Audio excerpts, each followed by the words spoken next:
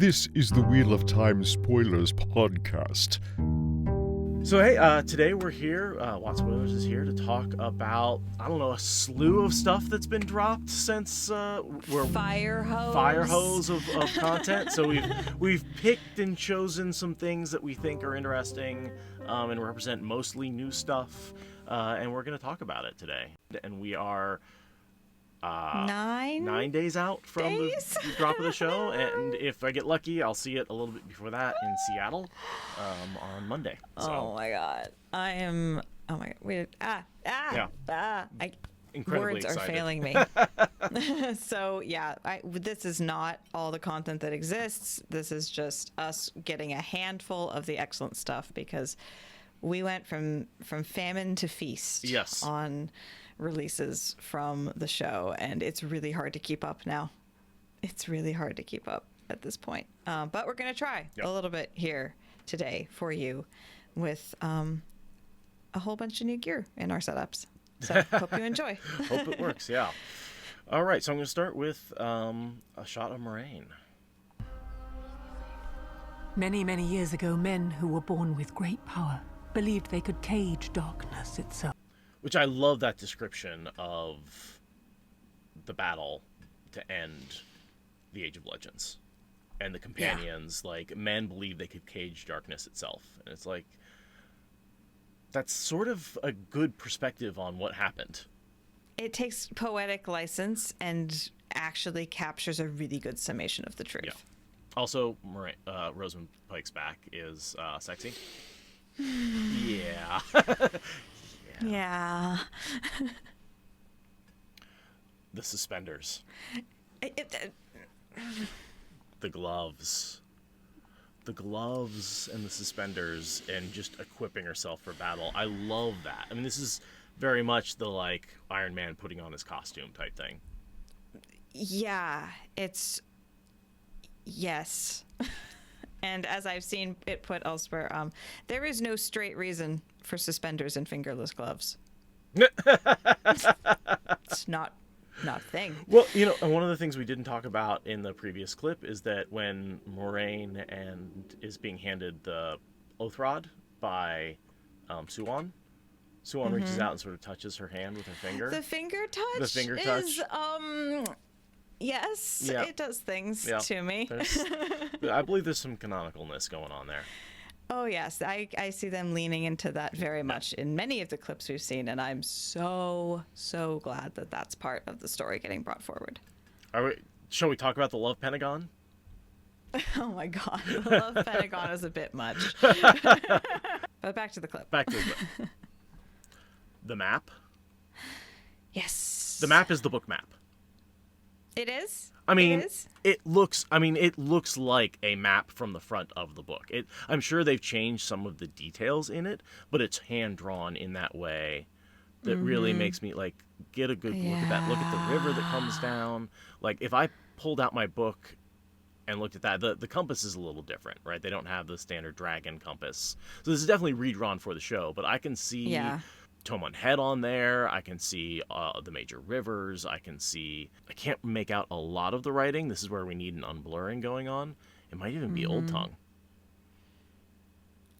Yeah.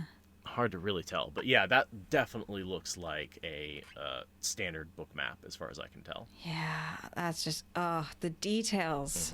I love the details. Such a Gandalf thing. Yep. That shot of the ring. Yep. I mean, that's probably one. And then the knife. The better shots. The knife. But yes, the ring. That knife. And then that's the part where you're like, okay, she's not just like a causes person in a political sense. She's not just a causes person in a like rhetoric sense. Like she also will kill you with her bare hands if she needs to, with like a knife. Like she just... The suiting up is so much more than just the Aes Sedai. I just have magic powers. Like, she knows sometimes you need a hunting knife. And that knife has, like, gold and ivory inlaid. And that's a single-sided knife, but it is wide and long. That's... When they talk about the Aiel having knives, they're almost short swords. That's sort of what I think about. Like, that is almost a short sword, if not a short sword. Yeah, I mean, for a woman as small as Moraine is canonically, like, that definitely would be a short sword. Well, and think of the fact that, like, Aes Sedai can't always defend themselves with the power, but nothing says they can't cut a bitch. Like, no, and they can do that for like way less provocation than Exactly. they have to use to justify the power. Like, Totally. they can kill people with knives with impunity Right, if they want. right. Nothing in the oath says they can't do that. Totally. So it makes a lot of sense that she'd be there and tricked out and ready to fight. Yeah, such a cool shot. This The Angreal. is so cool. Yeah. It's not, again, not exactly how it's described in the books with the woman with the long flowing hair, but this is her Angreal, and it's a man who looks like he is a statue that's designed to sit on a shelf, actually. Yeah, I saw your tweet about that, and I agree. You rotate it 90 degrees, and it's like, oh yeah, it would sit with his little feet hanging over the shelf. Totally. And he looks very much of our world, like an artifact from, like, you know, ancient Thailand or something. Yeah, he's sitting sort of in a lotus position with his hands, his legs Yeah, hanging over, his hands flat to each other, but then one hand rotated down. And I feel like this has cultural significance, but I haven't been able to find anyone who's described it. Yeah, I'm curious if this is what I think it is, and if it's like, is it an in-world culture that they're just completely making up and saying here's the thing, or are they trying to be like, literally, this is an artifact from our times somehow? Like, what am I seeing, and why am I seeing it? I think you're seeing an Age of Legends Angreal, but you know, why that particular statue figure? I don't know. I don't know why. I'm very curious about what's going on there. I'd love to see if there's any lore behind that statue. I really hope they give us some, given that they're giving it to us before the first episode. It'd be nice to have that be a character that gets a backstory. Because I've always felt like that Angreal has a bit of character to it. Sure. It's one of the first ones we see. Yeah. Or the first one we see. There you go. The suspenders. It's so, like, Doctor Who and the coat. But the suspenders like are there. 19th century, like, oh my god, I just cannot even. They support, like, it's there to support the knife and support, like, it makes sense to have support for the things that you have hanging on your waist, so they're not just hanging on your waist.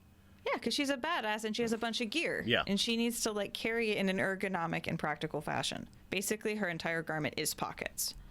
And then the coat. And then she puts on the coat with the shoulder things. Hell's the shoulder things. Yeah, those are... How many people do you think are going to be trying to make this over the next year? A for lot. cosplay? A lot.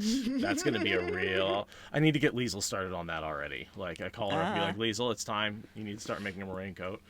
Yep. She's the one who made my water coat. Cloak. Yeah. Which is excellent. Yes. And she's come a long way. Funny enough, that actually got her a little bit back into sewing. Because, like, she had a lot of compliments on that, and, you know, she, like, made some money on that, and so, like, she was like, oh, I can actually do this, and and then masks came along and became a big thing. And so, yeah, no, I know she's been back into sewing a lot of it, so her skills have really come along a lot in the last, like, year and a half and stuff, too. Neat. So, it's been nice to see that progression. Anyway, Dan. The breaking of the world. And him, they named Dragon. Now, this man has been born again. We don't know where or to whom, if he was reborn as a girl or a boy. So, yeah. We should definitely touch on this line, because it's important. I do think, yeah. And I think that what we're saying is reincarnation doesn't have to happen in the same gender. Yeah. I think that's and all I they're love trying it. to say. Yeah, and that is a lore. That's a lore change, and that's fine, right? Like, we don't know. Yeah, that's one of those pieces of lore I've always just personally headcanoned around and been like, RJ's wrong about his own world. And Rafe apparently agrees with me, and many of the other people who consulted with him on this, and I'm into it. I'm really, really okay with that. There's no indication the dragon has to cleanse Sidene. No one knows what Kalendor is. Like, there's no indication that the Dragon Reborn has to be male in the prophecies, or at least the prophecies that Moraine knows. It's about the person, and RJ just made the person inseparable from the gender. It's not that big of a deal to separate them out. because it still sticks with the fundamental lore, which is that this person fucked up big time and is going to be reborn, and that's going to be a problem. That's the fundamental lore. I wonder if ta'veren is going to be a thing. Interesting question. That you have these 4 young people, and I think they're all going to be born at the same time. I bet they're all going to be the same age. I don't think Egwene's going to be younger, which is going to mean, which is how they're going to just fight. Might be one of the 4 of you, because it's one of the 4 of them, and she doesn't know the gender, and if they're all the same age, and ta'veren isn't a thing, because I've never heard anyone say the word ta'veren, and everyone can have their powers, and all that stuff can happen without that being a thing. But, you know, I'm curious. I'm curious if anyone thinks that ta'veren is going to be removed, or if there's any proof I have not heard this question yet. I am intrigued. My one pushback to that is that Loyal is kind of the one that really harps on it the most. The Aes Sedai touch and go on it for the most part. Oh, Loyal's the one that's on it, so I wonder if maybe they'll keep it, but it will just be one of those, like, distinguishing Ogier traits. Right. Is, like, knowing about ta'veren, and, like, nobody else really knows or cares or acts on that information. It's just this thing that, like, the Ogier are into, and it's, like, kind of more of an Easter egg for us and like culture building for newbies. Well, and I feel like it's something we don't really even hear about until later, when on in Eye of the World. It's definitely not like she doesn't realize they're ta'veren right away. She's just like, you 3 boys are being chased, and then later when things start to happen, she's like, oh, these 3 are ta'veren. Like, it's not something she realizes. That's true. Also in Emond's Field. So I think there's a very real chance that they're going to make them all 4 the same age, and then that's how they're going to sort of be like, I don't know which one of you it is. And it works because ta'veren doesn't have to be a thing. Plot armor is a time-honored tradition that has always existed for our heroes, especially in fantasy. You don't have to explain what we all understand is a fundamental part of storytelling in this medium. And I can see where Rafe wouldn't necessarily want to use that. Like, he's going to tell a slightly different story, and so maybe coincidences are going to be slightly less part of that. Which I would be fine with. I'd be fine with, yeah. Like, I mean, coincidences are cool, but I like twists. I found RJ's twists a little predictable when he was leaning on ta'veren to the exclusion of all other plot devices. So if he wants to dial that back, like, I'm okay with that. The only thing we know for certain is that this child is coming of age now. So. I love that she just picks up Lan as the last piece of gear on her way up. She like suits up from totally naked. She gets all her stuff and then just like picks him up and they go. And he's... I love it. I love their teamwork and everything I've read about their interviews, about their experience filming together. I haven't read all the interviews because, again, fire hose of information. Oh, God, but yeah, I haven't had a chance. From what I have read about what has been read, their relationship is apparently very sweet and shows up in the chemistry they have on screen, and I'm so excited to see it. And we must find them before the dark does. Which is, I mean, a great setup for any standard fantasy, right? There's a chosen one, we have to go find them before the dark one. Yeah, they're coming of age, and thus the battle begins. Like, this is how fantasy starts. Right. I am Gandalf, there's a coming of age, I have to go find them. The Dark One's competing for them. Yeah, it's like, literally, you could, like, an AI could have written this. Like, as far as the basic building blocks go. But it's obviously being done with a lot of artistry and care and world building to set us up for what becomes not your standard fantasy. We will not be in the Shire for long. But we do start there. I like that Rafe is starting with Peter Jackson and Tolkien both as, like, you know this place? You know this place. That's how the books start. That's literally how the books start. It's like, you know this place. Moving on. We're going to burn it down. Yeah. Rafe's like, Peter Jackson showed me how to do this. Like, we got it. Like, you know this place. You know, Peter Jackson, you skipped the raising of the Shire, so I'm just going to start out with the raising of the Shire. We're going to pick up with your biggest mistake, which was not burning the Shire to the ground. But I do feel like that's like, hey, Lord of the Rings has ended. We are out of the idyllic times. This is what fantasy magic would be like if it was real and we were living it. Yeah, like step aside last century old Yeah. men, like millennials are in charge of interpreting the story now. Oh, you're not wrong. Speaking of millennials, we've got the next thing I saw was on Instagram. Ad actually popped up, and it was Nynaeve in a cave. So we can go through this one. Video. Oh yes. The Dark One is waking. That right there. The Dark One is waking with Nynaeve's frantic run. Now, we recognize this from the The pool scene. The pool scene earlier, from what we assume is the Egwene's testing of some sort to be. Yeah, her wisdom circle. Yeah. Was Women's circle. Lord, we can talk. But that terrified run into the pool, obviously she's being chased by a Trolloc. This has to be Winter Night. Yeah, and she's scared. She's dirty. Right. She's already seen some shit. Right. It's terrifying. Great shot of Trolloc movement. Yeah. Very creepy.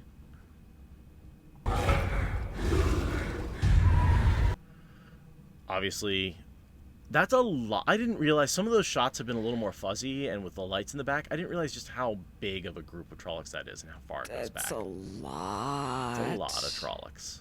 We're definitely bringing the Battle of the Two Rivers forward in many ways. We're not waiting until book 4 for that. If we do not stop him, the whole world will turn to darkness.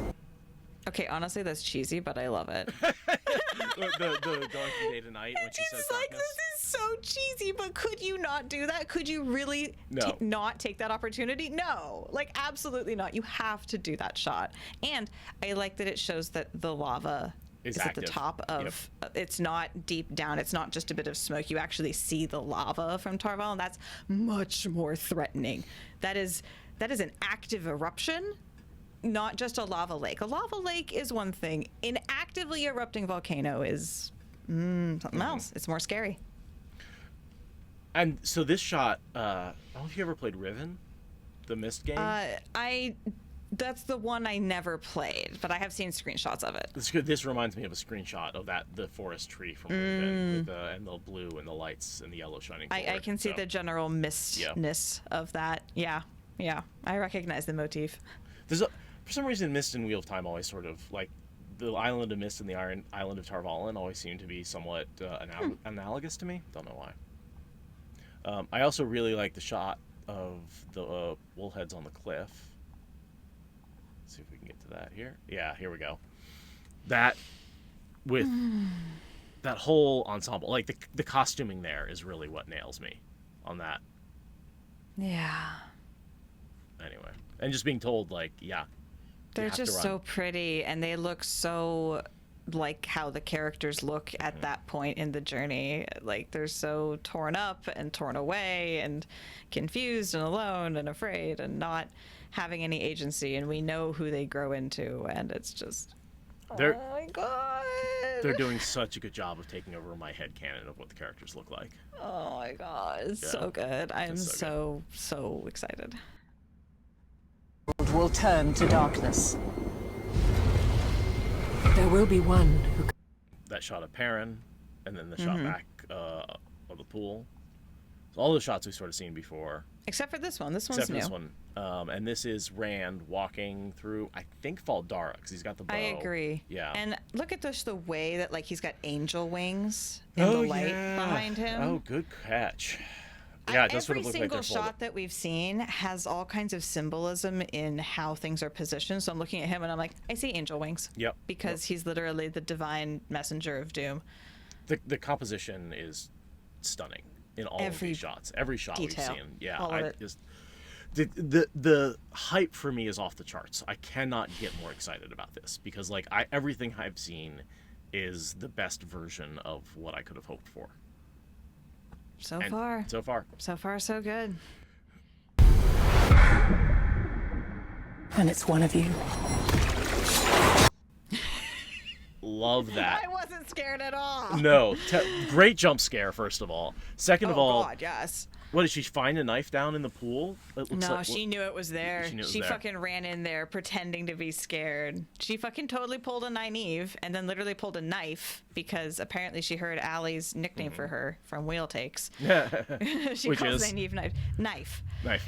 She has nicknames for all of them that help her remember the names, and Nynaeve is Knife. And apparently Rafe heard that and so wrote that into the show for Allie. Nice. But I love how I think she knew it was there. I think she absolutely lured that guy in there because she was like, well, at least I have a knife if I go over here. Which also is like, I'm just thinking about how Moiraine just took a knife with her for protection. Again, Moiraine and Nynaeve are more alike than Nynaeve would like to admit. And we're Always. seeing that right here at the beginning. You both have a knife and can kick ass with it. Because I'm assuming Moiraine can kick ass with the knife that she suited up with so sexily. The Wheel of Time. Also, can we talk about how incredible it is to hear that guy's voice? Saying the Wheel of Time. The Wheel of Time. I mean, the original that guy has died, right? I mean, but, I know. but- You can make anyone sound yeah. like that. But, like, to have that guy, that positionality in the world of media, announce the Wheel of Time is like... I got an entire leg tattoo before I'd met any fans other than the one who introduced me to the series.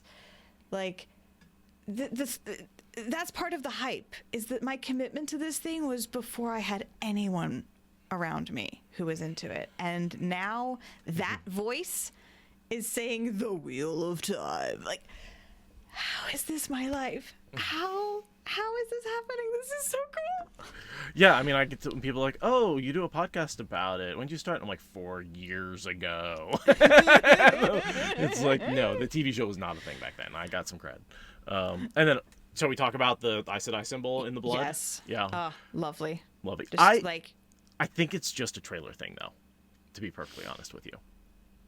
oh yeah. I think in the show it's not going to have the dragon. I don't know. Maybe it will, but I think it will, in the sense that like there will be like signs of how the Dark One's influence is growing, and it'll be stuff like that where like things just happen to flow into the dragon's fang, and it'll just be this weird mood thing that like probably drops off pretty quickly and isn't much of a thing outside of the shots that get used in the trailer.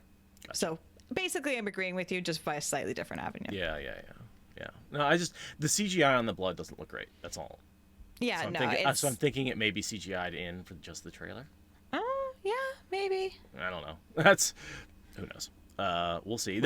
We will know. We'll in, know. Like, All 10 I know, days. all I know is trailers lie. You know, that's the thing. Is like Yes. you cannot. They do often include shots that are in the shows or CGI things that aren't actually there. Like, and I guess guessing that is a bit of a futile process, but Yeah. Only on Prime Video. She comes up out of the blood the way that Egwene came up out of the paint, but in her case it's like frantic. And then that makes me wonder, like, are either of those scenes even real?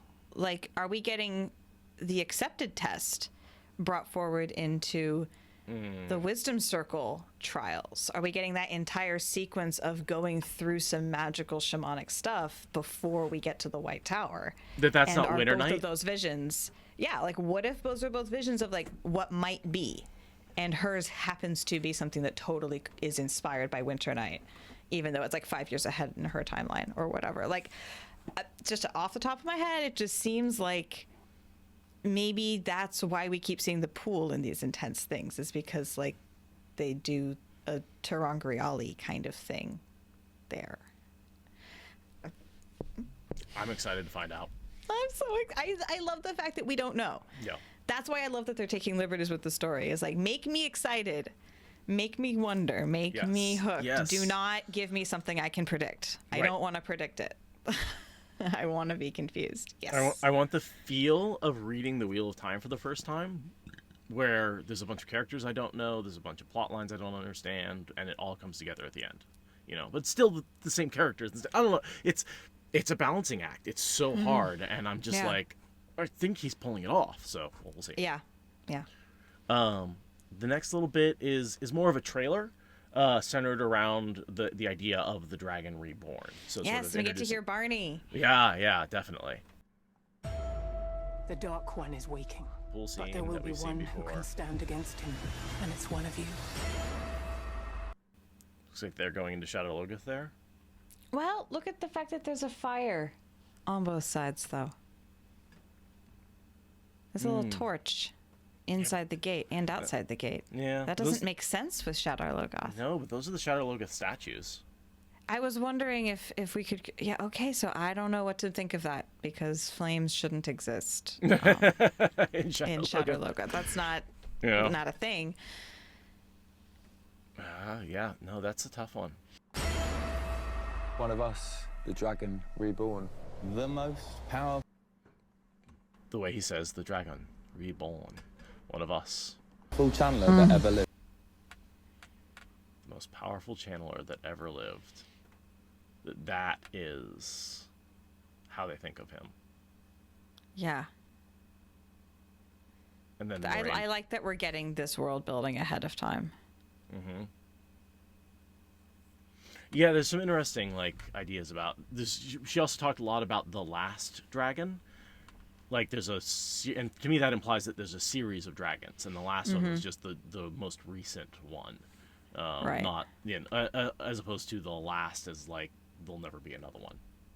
Right. Yeah, I agree. I agree with that interpretation.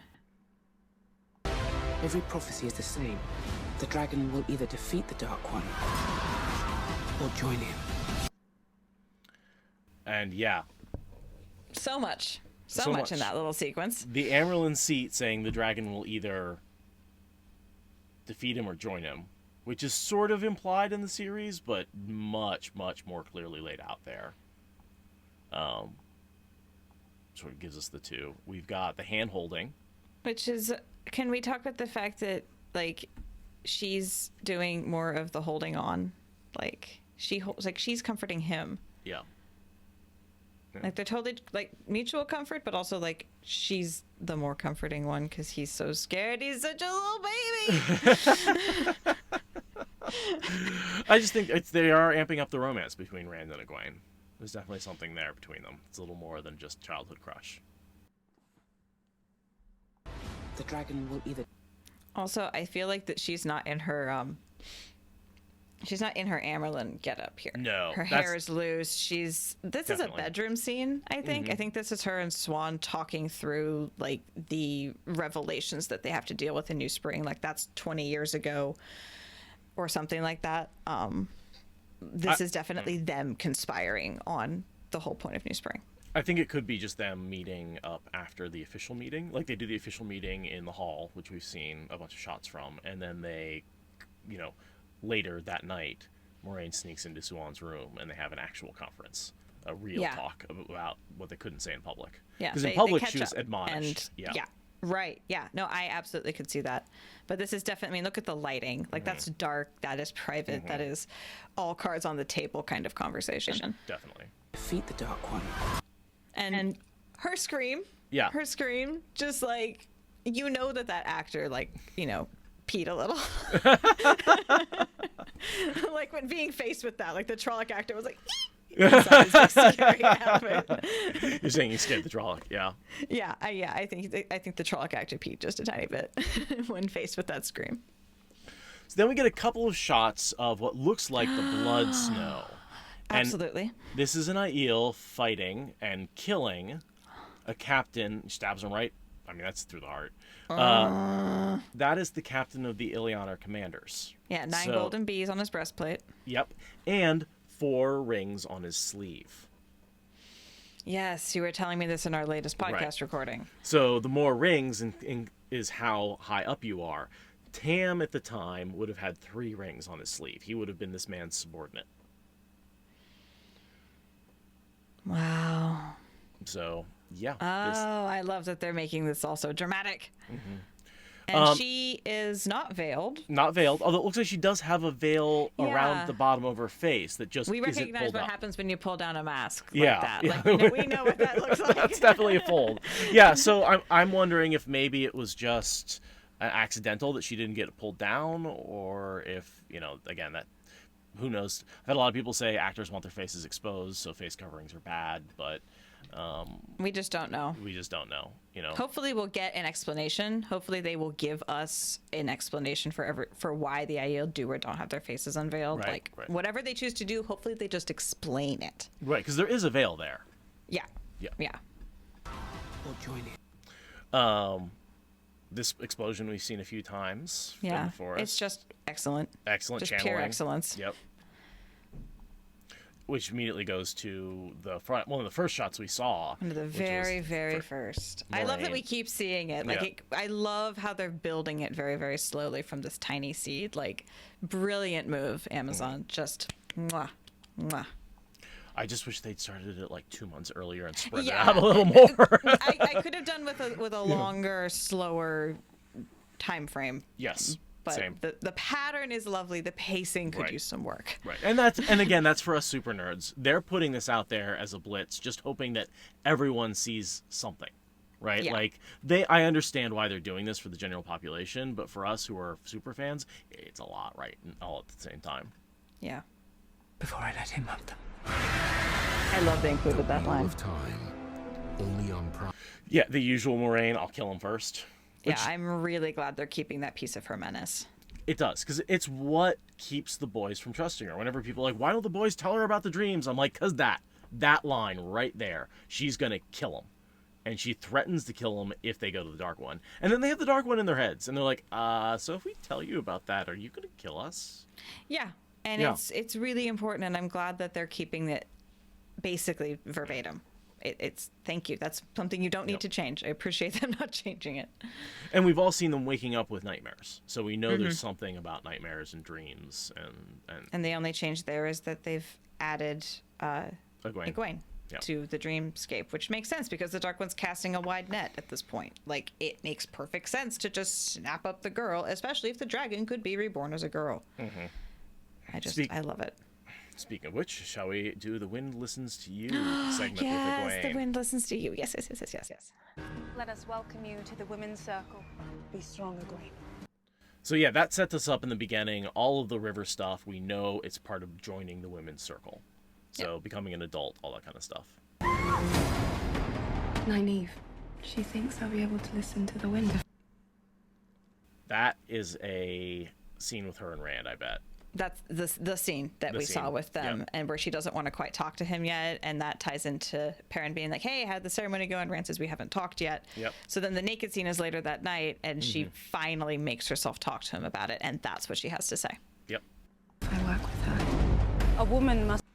Over that bridge. That was a beautiful bridge, by the way. Just gorgeous. That stone bridge, yeah. Just gorgeous. Gorgeous shot of the creator there. Is that Bella? I thought Bella was already a brown horse. I don't know. I mean, I thought I'd seen shots of Bella that was a brown horse and a gelding. Maybe. Obviously, I can't tell if it's a horse or a gelding, but beautiful shot of a horse. Beautiful shot of a horse with Egwene. So, and I assume that was the horse that they're riding in the forest, so that would be the one they left the two rivers on. Okay, apologies, Bella. I'm sorry. I'm sorry. Again, maybe they wrote Bella out of it. Who knows, right? But no, we know Bella's in it. They didn't. Yeah, so they knew that we would riot if they wrote the creator out of the story. But yeah, no. So it's gorgeous horse with the ability to give life and take it. I love the two shots of Nynaeve give life and take it. Yep. Yeah, the wisdom. The nature of the wisdom is being played up a little bit more and giving us that window into the sacred feminine, basically. It brings life and can bring death. It's I'm so excited to see Zoe completely nail it. There is something very uniquely feminine about that, right? The ability to give birth and then the ability to then be violent and take life. Women who know medicine, and particularly women who know poisons, women who know birth control, these women tend to get persecuted as witches. That is the history. Which is ridiculous. It is ridiculous, but it's when you pair these things, it's terrifying to the patriarchy and to the status quo to have women be able to give birth and to give death. It's too much power, and you're going to need to burn them at the stake and terrorize people into forgetting all of their lore and being good little Christians and taxpayers. Speaking of being burned at the stake, I think we got a shot of Valda in here somewhere. Oh, yeah. You don't listen to the wind, Egwene. It's the wind that listens to you. Lovely new line. Great writing there. Great writing. Using the wind listening to you as part of the book and using that to turn it around and say, no, you have the power to control it. Control the one power. Such a good turn of phrase, and I'm frankly shocked Jordan didn't come up with it. It's so damn obvious. Right? It's one of those where we know that Jordan made such a good world that it's like, well, you should have had this line. Yeah. I mean, this isn't even like editorial. I mean, this isn't changing the series. This is literally editorializing it to be more itself. No. You ready? You That ready? shot. Yeah. Can we talk about You Ready? That was one of the first audio clips we got. Oh, that's right. And then I believe we said Perrin was saying no. Yeah, we thought it was Egwene and Perrin being like about to take off out of there. And it's finally come around. Yeah, it looks like that's Shadow Logoth. They're about to jump off the cliff. Yeah. Yeah. So I not think Winter Night. We had not originally Winter Night. speculated it was Winter Night because there was the sound of battle in the background. Right. So right. maybe The like screaming. Mashadar like brings battle sounds with it, like the Black Wind brings screaming with it. I think it's just two clips mixed together. Or that would also Occam's razor it pretty well. Just like it's also it's the sound of Winter Night, but also this clip of them jumping off the cliffs into the river. Fair enough. Because I also like the parallel of Egwene getting pushed off the cliff for her wisdom ceremony and jumping off the cliff, the wall of Shadow Logoth into the river to escape Mashadar. Yeah, they're actually taking what's just sort of a happenstance in the books and making it this like allegorical thing, thus compressing the story and allowing them to get more of the spirit of the thing into the more limited format of a TV show. Oh, I love it.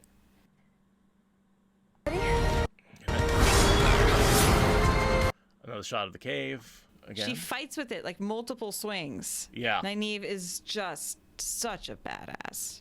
And so clearly this is when she whips her hair out of the way and just like, anyone else? Yeah. And this shot of Egwene, With her hair down. that has got to be in a dream or a test or something. Yeah. That can't be like a waking life thing of her. That's got to be some other space. Maybe even a Gotcha. flashback. Like, yeah, it just doesn't look like her. That's got to be dream her. She's not dirty. She's not haggard. Her hair's not up. We don't get Right. much more than their face, so there's not a lot to run off of. But I bet it's her first dream. just highlighting Nynaeve in this one a Yeah. lot. Lots of Nynaeve excitement in this one. I bet Lesbian Nerdy just melted down for this one. A lot of emotion in Nynaeve's face too. A lot of fear, a lot of anger. Like I didn't realize just how dynamic of a range Zoe Robbins was able to portray until I saw this trailer. Like she's doing so many different emotions in so many different shots. I think that they're really playing up the relationship between her and Egwene. Like that scream that she gave was to defend Egwene. She thought she was going to listen to the wind. Like we've seen that. And look at I bet this is when they get separated. We've seen her in this scene a couple of times so far with like the smoke and the dirt on her face. And I bet this is when she gets separated from Egwene. Oh, I think they're separated back in Shadow Logoth. This is her hanging out with Moraine and Lan and doing the whole Logain plot line. And meanwhile, I wonder who she's looking back at then. Egwene Probably is Lan. off with Perrin. Yeah. Yeah, I think, yeah. It's probably Lan. I don't know. She looks very concerned, and I'm just like, who is she concerned for if it's not Egwene? But I do think that they are playing up the relationship Totally. between the two of them, which is good because then if they don't bicker later on, that will make sense. Or if they do bicker later on, it will have more emotional weight than just being irritating.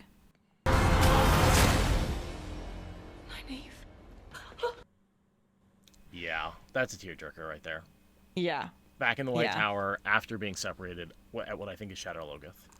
Yeah, so it seems that they're going to get reunited at the White Tower. That was what I was thinking as well, looking at these walls. And we see it earlier on in the clip, Nynaeve walking around in this same room and kind of looking at it evaluatingly.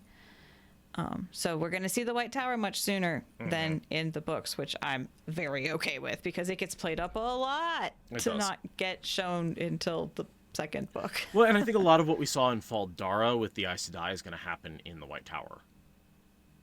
Yeah, which makes way more sense to have the Aes Sedai first get introduced in their seat of power rather than in some random borderland lord's house. Sure. Like, it's just, it makes more sense. But yeah, that hug is so real. Ooh, and then 2 more quick shots of what looked like, well, we got the braid flip after she braid kills flip. the Drock. And Oh, her face. just, ooh, that looks like Egwene swinging Yeah, an that's axe. Egwene swinging a bludgeon of some sort or an axe. It's blurry and it's quick, so it's hard to get a good shot of that. And then, There's a couple more shots of her being very violent. Like, I mean, there's like her stabbing repeatedly. I mean, Nynaeve's a fighter. yes. Nynaeve's a serious fighter. Yes, she like, is. That's awesome. And Egwene is clearly following in her footsteps in all things, including being a fighter. All right. So the next thing I have is a little different because these are images and they're not officially released. They are shots from the first trailer, from the first like couple episodes, because I believe that critics have gotten DVDs. So we're getting some shots from those. So these are technically leaks. So if you don't want to watch any links, click off now. But They're pretty widespread at this They're pretty point. widespread, and most of them are shots we've seen before, just in higher resolution. There's 1 or 2 new things, but I think they're mostly new to you and me, not necessarily new to the internet. So And I saw some of them like in a piece of journalism about it. So like in not that many Yes. more days, like all the good ones are gonna have been picked over by all the news orgs. Like you Right. will be able to find them. So we are very late to the leak game because Yes. we don't really believe in leaks. But at this Right. point, like everybody Everyone has seems to them. know Yeah. it. So we might as well talk it through. Right. And so in order, these generally start at the beginning of the series and move through the series, as far as I can tell, in order. I don't know if that's specifically in order, but just in general, that's how they seem to go. So we start off in the 2 rivers, and we've got a great shot of, and really one of our only shots of Fane, and then a good shot of Matt and his all the things he's selling. You see like beads and jewelry and perfumes and herbs, and I see soaps. A lot of soaps and herbs and perfumes. Refined oils. Yeah. I don't see a lot of books or anything like that. Well, there's also the whole other side. We see some like cabinetry kind Sure. of between them. So this is definitely like a highly efficient, like tackle boxes unfolding drawers out of drawers out of drawers kind of wagon. I think he's just got the shiny luxury goods on top to appeal for window shopping purposes. Does it look like Matt has a kite? Is that what you think that is? I have so confused about what he's holding on to. I do not know, and I'm really, really interested about the relationship that the 2 of them have. Because it looks like, I saw someone say, I forget if it was on Twitter or Discord or somewhere, it looks like Fane is Matt's dealer. Yeah, it does. And it's like, that's really accurate. What the hell is going on there? Why does Fane look confident? Why does Matt look like he's haggling? What the actual hell is he holding? I have so many questions. I as well do. Yeah. So I'm looking forward to seeing that. I think maybe he's just trying to get something for nothing, and Fane's like, no way, boy. Like, it's not going to happen. But, yeah, that could be a very interesting, especially since the parallels between those 2 with the dagger and the way they hold it, and the fact that, I mean, canonically in the books, Matt kills Fane, right? Like, So again, Rafe is taking like their chance encounters and making them more meaningful, foreshadowing for the fact that they have all these parallels and an ultimate fate together, and tightening the story up. my only question is, why have we seen so little Fane? I'm very curious about that as well. I think just to not make it obvious that he's going to be a significant bad guy. Yeah, I mean that's been kind of where my thoughts have been going. Is like how is his badness going to be revealed such that they don't want to lead with this guy is important? Only the super nerds are going to know he's important. Everyone else is going to be confused. And then we get a good shot of Rand and his sweater. Fluffy sweater. This is the romance shot. This is the that hair, pinup, those the hair. cheekbones, the fuzzy sweater. It's just obnoxious. I will buy that calendar. 10, please. This is one of my favorite stills. This is Perrin in his blacksmith's outfit with the apron, because this is what I want to duplicate. The glove, the fingerless glove with the leather cuff looks amazing, and the apron with the split and the pockets, and then the t-shirt. I want this cosplay. Yeah, you would rock this cosplay. Yeah, with the sort of like the tunic and the like nice earths, it's all the earth tones. Yep. It's just, yeah. And the great shot of the upward shot into the beautiful huts, and then the mountains behind it. The Gorgeous. mountains. I ignore the huts. I don't Yeah. care that they spent a fortune building actual houses and then burned them down. Just look at those mountains, man. I care about both. Yeah, they're both gorgeous. Well, Yeah. you and your rocks. But the houses are made of rocks. It's true. And I want to say, like, it kind of looks like a video game background that's all CG'd in. And we know it's not. Yeah. That's just an artifact of how the picture is processing through my brain. Like, we know that these are actual sets that actually got built and aren't just CGI'd in. Unlike us, who are CGI'd in. Shot of Matt walking with chickens. Because every show with set in Bumpkinville needs chickens. Don't kill the chickens, whatever you do. That No, always yeah. leads to consequences. Surely the chicken is the point of the story. Thought it was the water. It's the rooster. So, Winter We've Night. seen this one. Yeah, celebrating just the three Day boys of hanging out. Winter night, yeah. A shot of Egwene and Tam. Sorry, that's so small. The resolution wasn't great on Yeah, that I've seen one. that one a bit bigger. And yeah, it's just more excellent costumes, beautiful sets. This really sweet scene of hair braiding. Mm-hmm. It's 'Cause Egwene and hair Nynaeve. is- Any idea who the third person is? Well, it's not Marin, right? Marin is much more distinctive looking than that. So I'm guessing maybe like one of the other younger women who more recently came into the circle. Maybe there's like a certain like most junior sister like braids the next most junior girl's hair or something like that. But I just love the intimacy, and like there's so much about human socialization in general, as well as like female socialization in particular, particularly with Black women and women of color in general, like hair culture. There's so much tied up in that, all the way back into our primate roots, right? Like, all the way back. And that they're having this shot of like the braid that is so important to Two Rivers culture, and we never see this scene in the books. Like, it's so important, but it just sort of pops out of nowhere. And I love that we're getting more detail into the meaning of the braid. This is sort of almost a still from the video of Moraine walking in for the first time. This Yeah, right that before is the fuck around and find out face Right. from Nynaeve. right before she meets Lan. That's name yourself stranger face. I think this is right as the Trollocs come into this.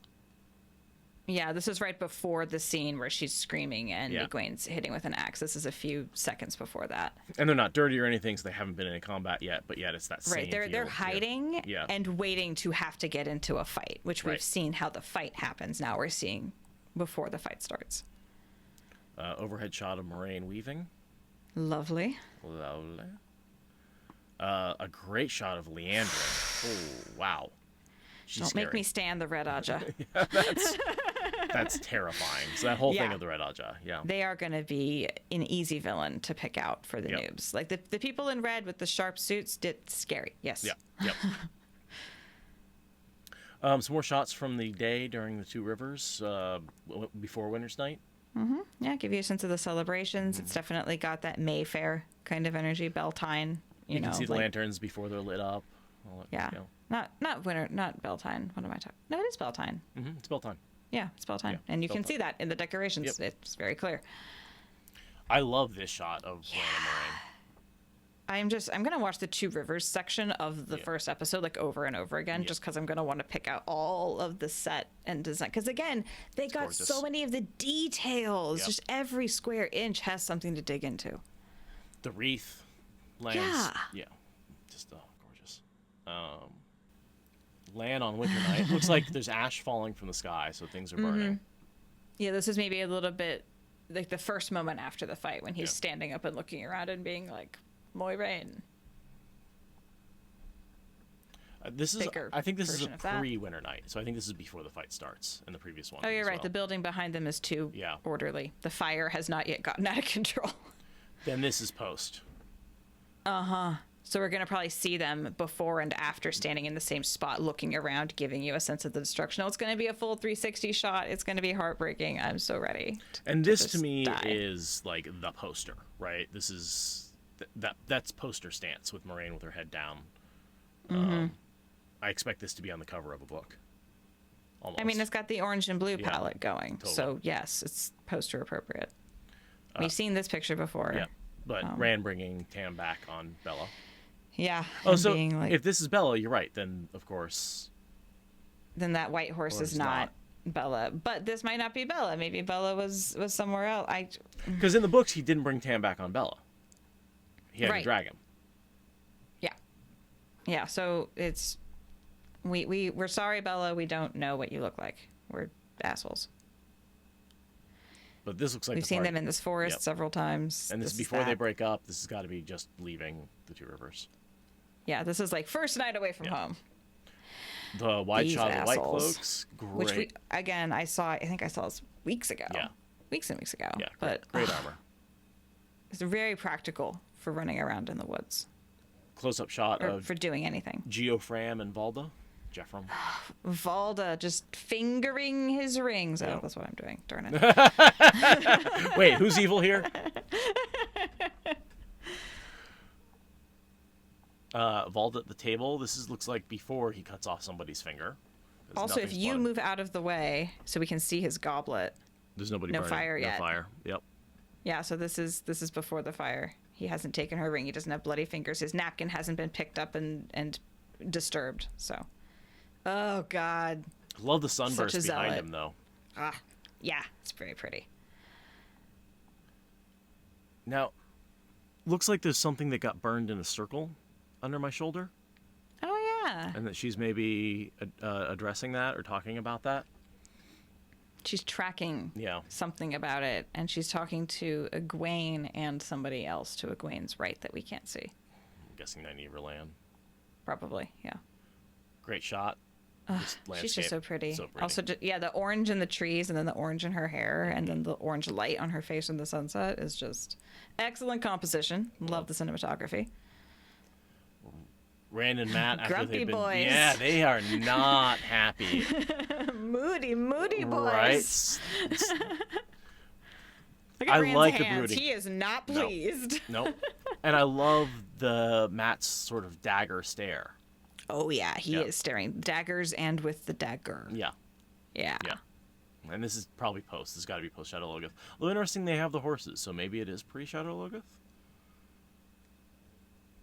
I don't know. Mm. Looks like they're in that riverbed Yeah.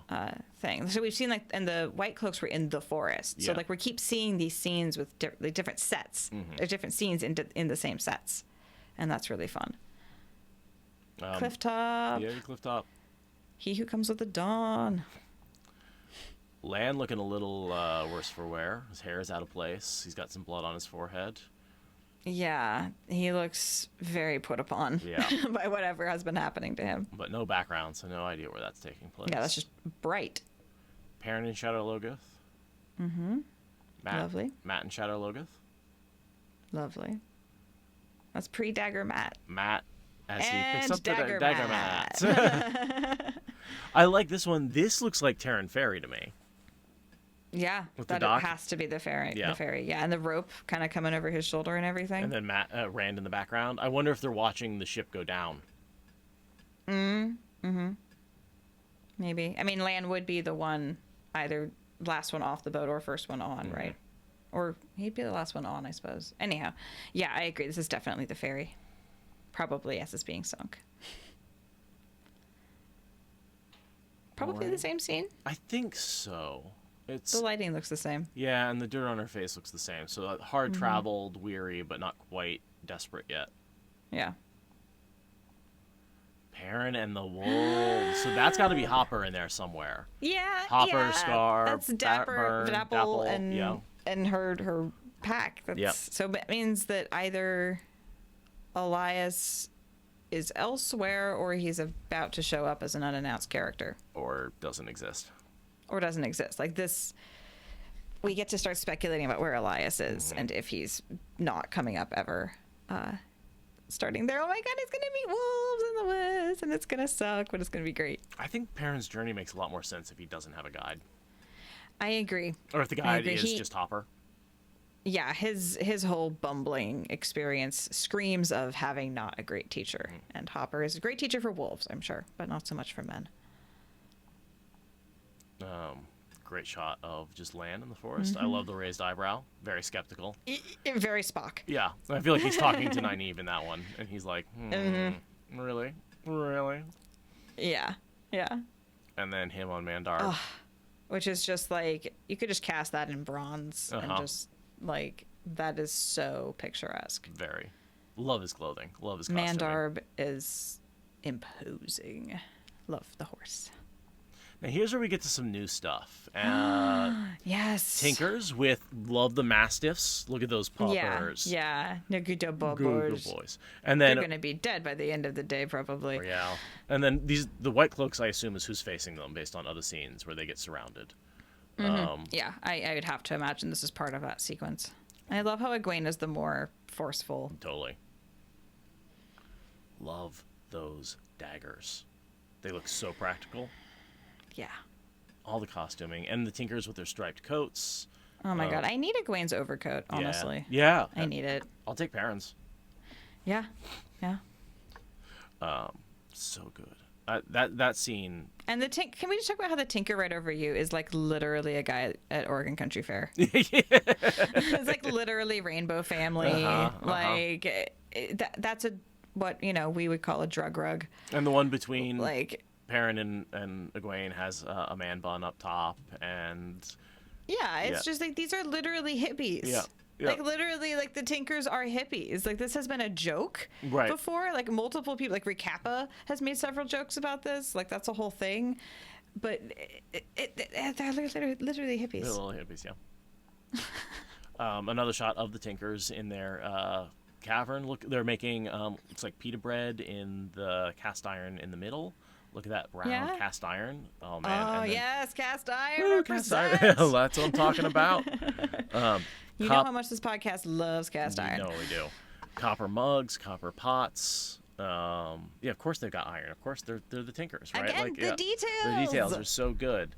The wagons, not all of them are brightly colored, but they are like sort of garishly colored.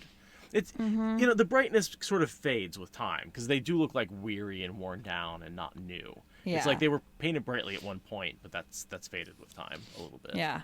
I'm actually really digging this hippie vibe because it means that they're not falling into, Romany cosplay, which tends to be really problematic and like racist and get, that's a whole thing. Going with more of a hippie vibe is like, I'm digging the lack of cultural appropriation here. No. You got Aram there too, as well. Oh, is that him on the crate on the right? He'd better not die within the same season we see him, or the same episode we see him. He's way too pretty to die yet. I think he's going to be around for a while. Yeah, he needs to be around for a while. A sad Tom. Tom. So pensive. With a happy Tom. Like that contrast. And that's going to be probably in, I'm going to call it Barrelon, but I know it's called like what, Barracks... Bale, something spring. Something spring, Bale spring, or something Bean. like Bean spring. Beam. I don't remember. It's not a town name that is relevant in the books, but we can see Matt and Perrin, Matt and Brand.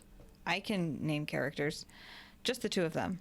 So they're gonna presumably be meeting him on the road at that after the party has split. They're gonna meet him, and the rest of the party won't know Tom until later on. It's my assumption, yeah.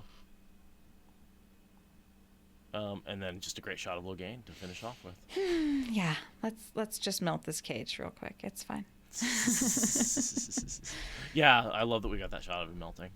Oh god, it's so cool. So we're back. Quick addendum to that thing we said we were done with. We said we were done. We're not done. We got off and because while we were recording, more stuff came out that we have to respond to. Thanks, Amazon. Appreciate Thanks, that. Obama. Oh. Yes, thanks, Obama. So yeah, there was one more trailer that gives us a couple of new shots that we just had to talk about. So here it is. So here it is. One of us. So that first shot really gives us like almost a Robin Hood vibe out of Rand. Big time. Big time Robin Hood energy. Also, there's a lot of people behind him. That is not. I'm thinking that this is when they're on the road and blending in with all of the people going to see the false dragon. Gotcha. That's why he's so angsty and has his face covered. Makes sense. One of us, the dragon reborn. And so we just saw that, him saying that, one of us, the dragon reborn. But we got a couple of new shots. New shot of Perrin, looking cute. Them at the table. Them sitting to the table. The Shadow Logoth, and then Rand shooting the arrow, all of which... I'm assuming at a raven. But then here's the new bit. That is Perrin grabbing an axe from the wood pile. It's not a lord's axe. It's not an axe made for battle. This is literally a wood chopping axe that he pulls off the wood pile. Mm-hmm. And then he goes to fight a Trolloc. And we see a couple of shots from that throughout the trailer. Yeah. And then, very excited here, our first shot ever of Perrin's golden eyes, which look amazing. They did a great job with that. Oh my god, I'm so That's so good. Golden Eyes have been in so many different kinds of shows since like the 90s. I mean, they're easy to make, and this is perhaps the best version I've seen. And I love that they're like, here, you want a close-up look? We know you're gonna under, we know you're gonna magnify, we know you're gonna enhance. Just have a really nice high-res shot of the eyes. Just here you go. The eyes have it. Oh, we saw that shot of the wolf before. we got the little growl that cuts the two things together. More Trollocs. More Trollocs. More Winter Night. More Winter Night. Ooh. What is Rand saying you don't believe that about? What is that? Sorry, what? That whole you don't believe that. What is that one of us is the dragon reborn. You know, he's like, well, He's saying that to Matt, being like, basically, you're bullshit. like, you don't believe she's actually telling the truth, right? Like, there's no way one of us is actually the dragon reborn. Yeah. Okay. That would be a very Rand thing to say, yeah. As the dragon reborn, yes. Yes.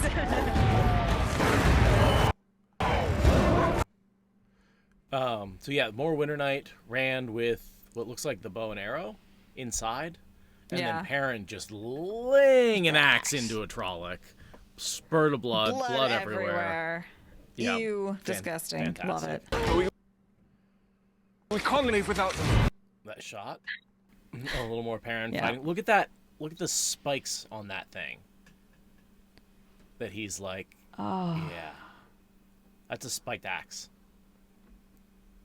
Or maybe it's got serrated blades on the outside. That's so nasty. And look at how strong he is. He's clearly bringing his weight into play and his strength into this battle with a Trolloc. Like, clearly he's being established as a very physical badass. Pretty sure we can. Which such a Matt thing. That's such a Rand Matt exchange. We can't leave Pretty him. sure we can. Yeah, he's like, yep. All we have to do is run that way, and we've left them. That's it. They're like, it's one of those moments where I'm like, that's not canonical text, but that's canonically the characters. That's what they would say to each other. Yeah. Exactly. Rand, we can't leave. Yeah, and then Matt being like, absolutely, yes, we can. We will not do them any good by getting killed. Although I don't know what scene that references, because I doubt it's Winter Night. I think it's after they... I think it's Shadar Logoth. Okay, gotcha. I think we're emphasizing that the split happens at Shadar Logoth. And then we have her falling into the water. That's it. And Matt is broody all in that three of scene. them are. Like, look at all three of these boys. This is like brood. Look at those eyebrows. Brood. Look at that forehead crinkle. He is giving someone the stink eye in that shot. He is like, you. Yeah. Yeah. And then Rand has his eyes very much narrowed. Yeah, I think this is on the road to Faldara. The party's back together, but the boys have all like gone through some shit, and Egwene has too, and they're all a lot more jaded and less innocent than when we started. No, I was just looking at Perrin's eyes; they're still brown. I'm just like, we've got weapons. Like, the boys are suiting up and getting angsty, and blood will flow as a result.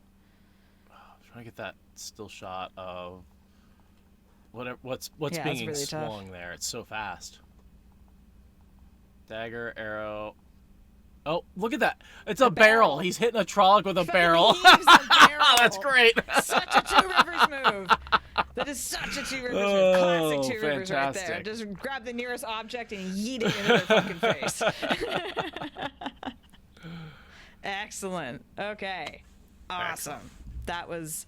That was wonderful. I loved seeing the boys actually interacting and like seeing more, because we've really been emphasizing the female characters, and I'm glad that the three boys are getting their, triangle. Back to triangles. Their triangle of awesome is getting its fair moment before the show drops, because they are kind of central characters. Completely, 100%. Yeah, I mean, I'm all for pushing the women up and making them a bigger part of the story, but like to a point, the three boys are still, they need. I still love Perrin. I still love Matt. I still love Rand. I still want them to be significant. I want more of all of them, not less of the boys. I just want more of the women and then more of all of them. Yeah, I mean, there's no doubt that we're going to see a lot more of other characters in this, because it's not all from Rand's POV. I mean, it's just clearly not all from Rand's POV. It's clearly omnipresent POV, which is fantastic, because all this stuff was happening, right? You know the fights happened in the Two Rivers, or in Emmons Field, while Rand was in his farm. We just didn't get to see them. Now we get to see the fight. We only saw the aftermath. Yeah. I'm so excited to do like the spoilers treatment of the episodes and actually like putting it together and seeing the differences and seeing the similarities and putting the timeline together, making weird shit from the other timeline make sense. I mean, I think the Easter eggs are gonna go as deep as we can dig. I'm really excited. Yeah, and I can't wait to get something coherent to really give the spoilers treatment to. I love all the trailers. They're very fun. They're very hyped. But to have actually a complete storytelling with, one, we can rely that all the CGI is finished and that all the lines are what it's going to be the 4 of you instead of the 5 of you or whatever. Like this, we're getting some lines fed to us and some scenes that may or may not be in the show, and so it's hard to really speculate based on that. And then on top of that, I'm excited to sit down as a fan and watch this. It's been I mean, when you pick up Eye of the World when you're 15 and you think this would make a great TV show, and then the show drops basically for your 40th birthday. Tells you, that gives me solid 25 years, between reading the books and when the show came out. That's amazing. Most of the actors in this weren't born when we first started reading the series. Oh my god. Most of the main casts are Emmons Field 5. Yeah. And most of them certainly weren't born when the novel was being written, right? Like. Oh yeah, no, for sure. So, anyway, thank you so much again for joining us and for this little bonus clip. Hopefully you enjoyed that at the end, and we'll see how I all cut it together. But I'm excited to share this with everybody. Bye. Bye again. Thank you for listening to the Wheel of Time Spoilers podcast. Rate us in the Apple Podcast app or support us on Patreon. Is that good enough?